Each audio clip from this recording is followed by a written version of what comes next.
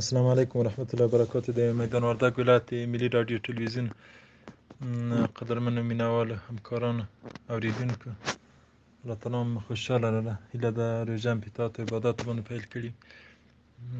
نو پوښتنه یې کړې وه چې مطالعې په اړه باندې. مطالعه خو یو مهم شی ده. مطالعه موږ او تاسو د پخوانیو اسلافو د تجربو نه خبرې وي، د هغو د حالاتو نه هم خبرې وي.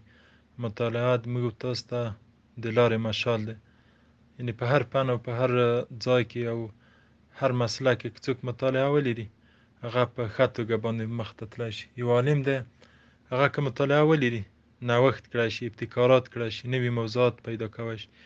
یو انجینر که مطالعه ولري هغه د ساختمانونو ښه ډیزاین کړی شي، نور ښه کارونه کړی شي. یو ډاکټر که مطالعه ولري د عصري نوي مطالعه ولري هغه وخت په وخت د نویو تجربو، د نویو دواو، د نویو علاجونو خبري.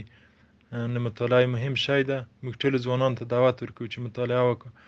مطالعه موږ او تاسو جوړوي، مطالعه موږ او تاسو ته ذهنیت ورکوي، مطالعه موږ او تاسو ته د لارې بر مشال دی. که موږ او تاسو مطالعه وکړو د عبثیاتو نه پې باندې بچ کیږي، د بېکاره کارونو پې باندې بچ کیږي، د حتی پتنګتوب نه پې باندې بچ کیږي.